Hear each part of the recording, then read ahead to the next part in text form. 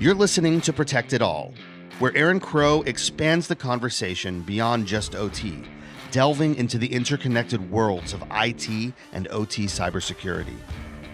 Get ready for essential strategies and insights. Here's your host, Aaron Crow.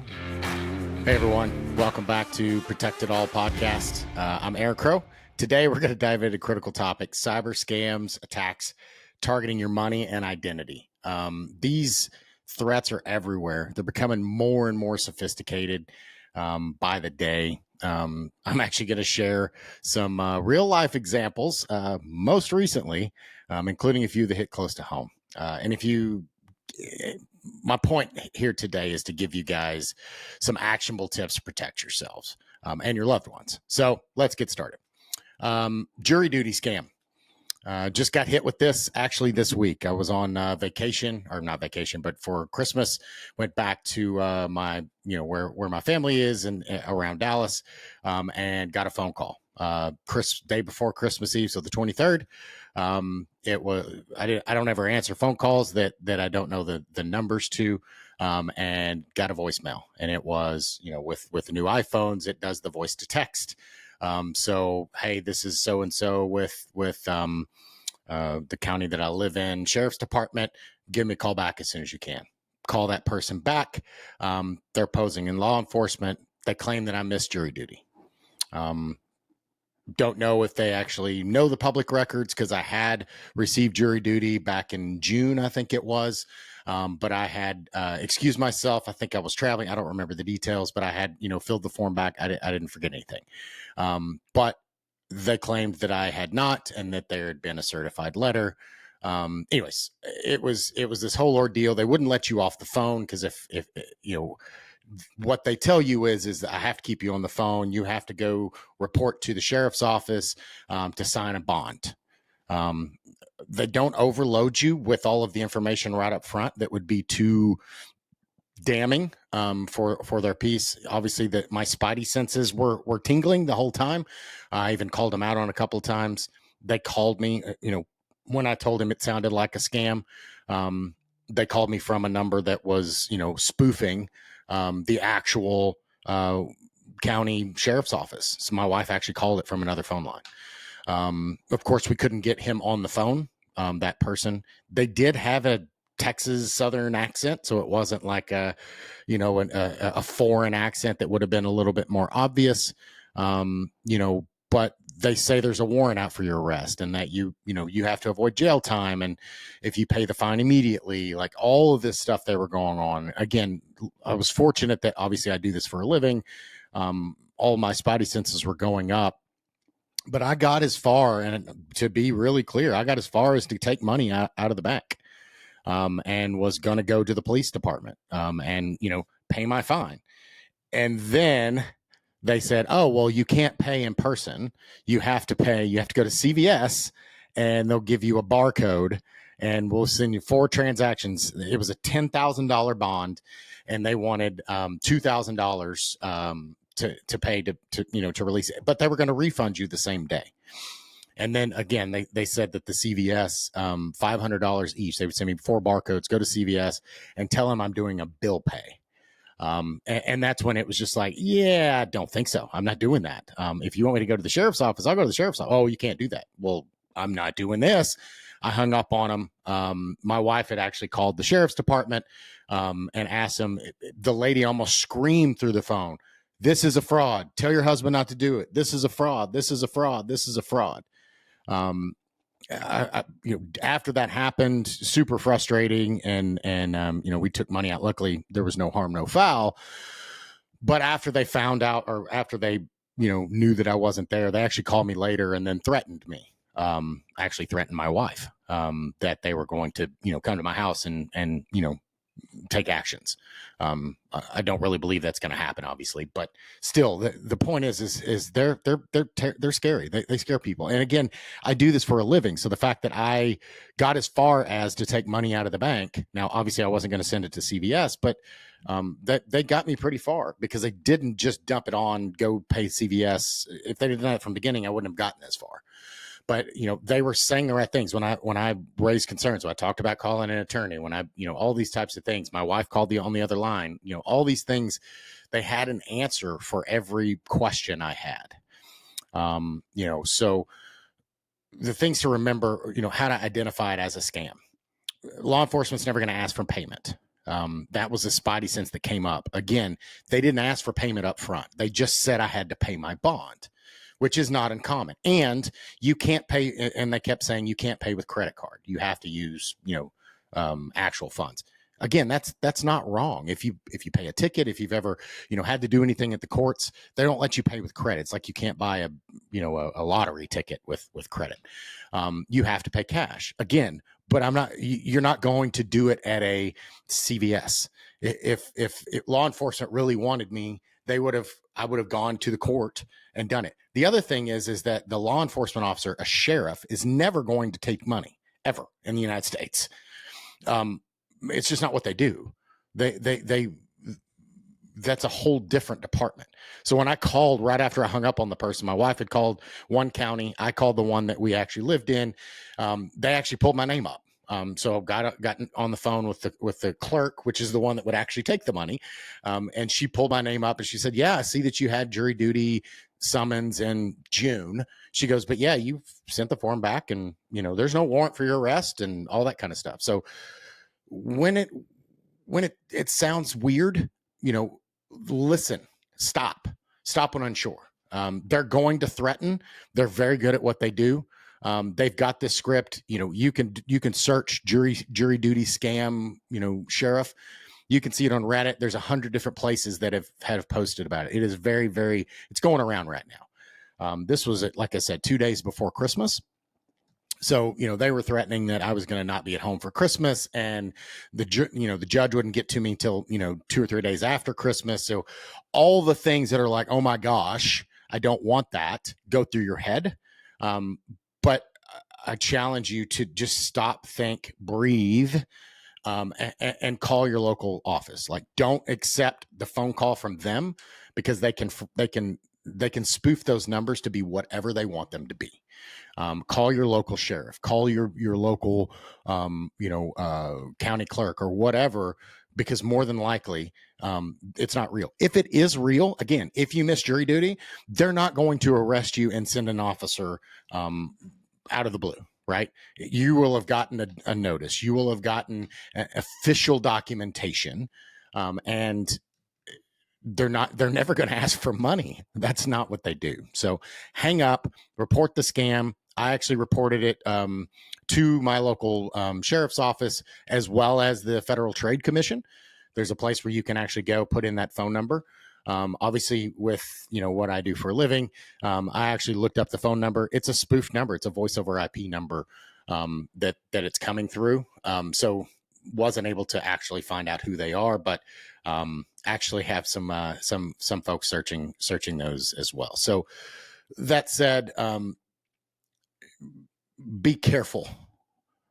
Be careful where you use your information. Be careful what information is out there. And again, I know a lot of these scams come through and they're foreign people, and they speak with a funny accent, and for a Texan at least. And it kind of seems, if they'd have said they were a sheriff and they had an Indian accent or a Jamaican accent or, Asian accent or something like that, it would have been a little bit, yeah, I'm not sure about that. But again, it sounded like a, good old Texas boy. So it was a little more believable. Another one was that's hit me not personally, but my family. I have a elderly family member who got caught in an investment scam. They lure you in with promises of high guaranteed returns. They'll create professional websites with testimonials, stock prices. After investing, they saw returns in their online account, which made them invest more.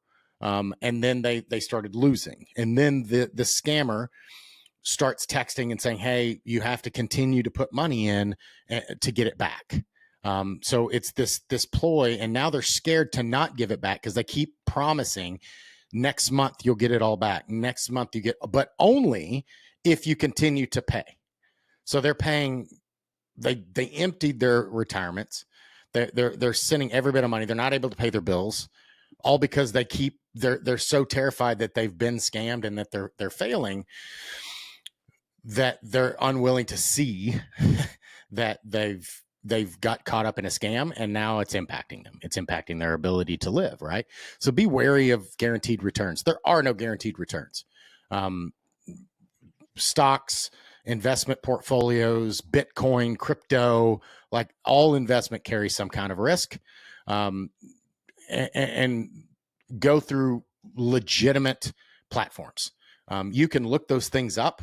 If you're unsure, ask friends, do a Google search on the website, do a domain, very simple tools you can use. And again, if it seems too good to be true, that was the thing my grandfather and my parents always used to tell me. If it seems too good to be true, it probably is. So start asking questions.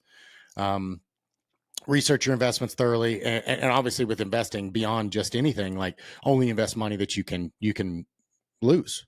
An investment should just be that, right? Is you shouldn't be putting money into things that you can't potentially lose. It's like going to Vegas. You shouldn't be gambling more, your mortgage. But that's a whole nother episode that I don't want to get into. Another one that has hit me, family members, is they got a tech support scam. They go to a website, they click a link, or they get an email, they click a phishing thing, and then they get all these pop-ups showing up on their computer that say, hey, you've got a virus, call this number, tech support for help. They call the number, very nice person on the other end. Oh yeah, we see this. Absolutely. Yeah, I see it right now. Click this link. It'll give me remote access to your computer and I'll fix it for you. So they do. And then what happens? They're logged into their banking, and they log in and they transfer money. They install malware. They do all the things. This particular incident, actually, they got access to their bank account. They took out, quite a bit of money, and transferred it out of the account. And it happens a lot. Real antivirus companies don't display pop-up warnings, ask you to call them. Legitimate companies will never ask for remote access unless you initiated the call. All of these themes really come down to the one thing, right? They're starting it.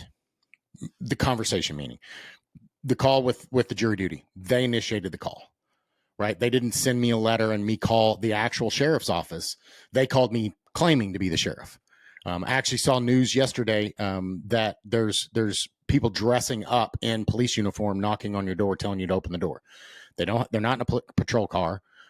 They don't actually have a real office uniform, official uniform. And they're just claiming, come outside when we talk to you. You know what it's for. They don't know who you are. They don't know your name. They're not telling you their badge number. Even if they do, and you're not expecting them, call the police.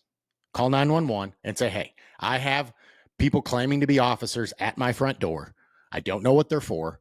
They don't seem legit, or I'm not sure if they're legit.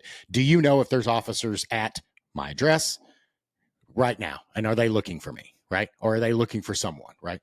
So you have the power to make these conversations and call and ask when unsure, stop when unsure, ask these questions, call a friend, call your local police department. A lot of times the police, like for instance, in the jury duty one, they have no jurisdiction. They don't know where the people are. So they can't really necessarily do anything, but it's still good to file the actual police report so that if something does come down, they can actually link it to how many times it's been done or attempted to be done. Social media and data breaches are another very common one with folks. One of my clients had some confidential information, proprietary, things that they were, their personal information, not just information, but their product was released before it was ready to be released. And their social media accounts were taken over. Those breaches can lead to identity theft, reputation damage.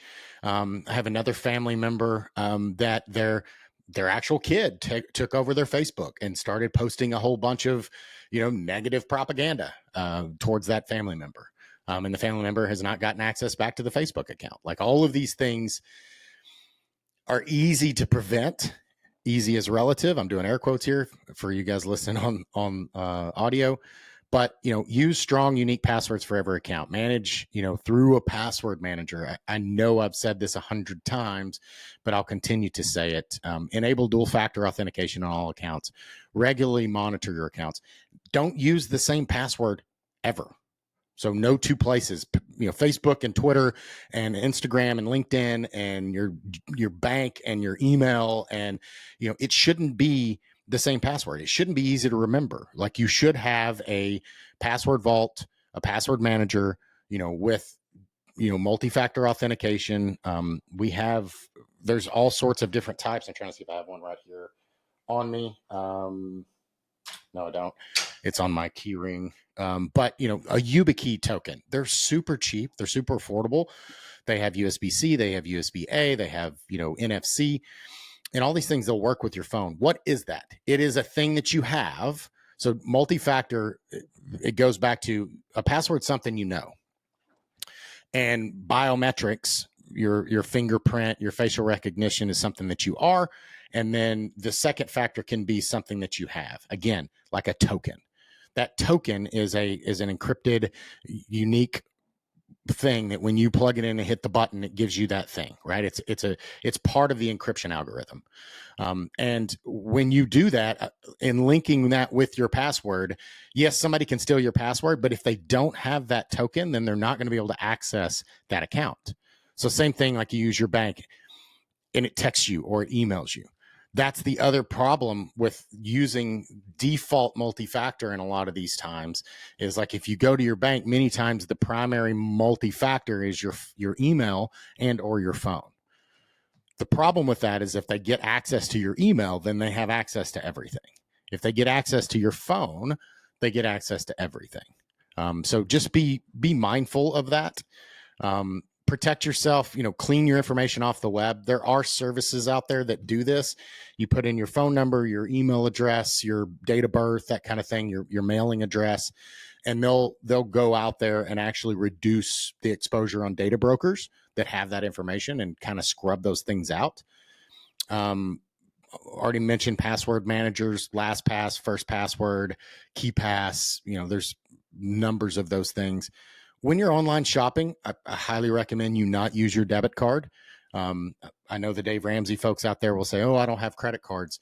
Even if you just get a credit card to do online shopping and you pay it off every month, or as soon as you make a purchase, you pay that amount on your card, that's fine.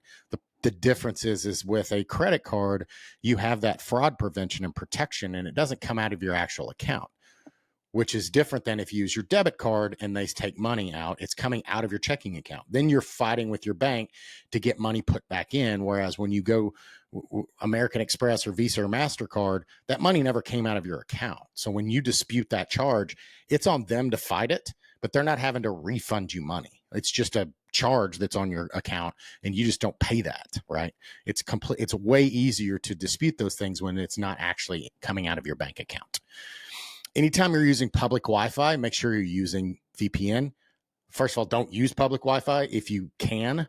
If you absolutely have to, make sure you do have a VPN of some kind. There's a lot of really great ones out there that are not super expensive. It's really just protecting your environment, protecting your device and your information. Even if you are on a Wi-Fi, a public Wi-Fi, I don't recommend doing any public shopping, any online shopping, going to your bank, things like that. Those are just risky things to do on public Wi-Fi. Phishing awareness. Man, phishing emails are getting so much better. AI has made it so hard to determine. You'll get emails that look legit, and you really can't tell. But really at the end of the day, if you didn't expect an email from someone, it's probably fake. Reach out to them separately. Don't reply to that email. Send a direct email. So if you got an email from me and it says, hey, Bob, I'd love for you to send me this file or open this file. I just got it, right? And I didn't call you or you weren't expecting an email from me. Reach out and say, hey, did you send me this email? Is this attachment real? It's hard to see. It's hard to spot. It's hard to be perfect. Back up your data because eventually you may get hit. Make sure you have backups, your important files, your photos. Obviously, now with cloud services, you can back those things up to the cloud.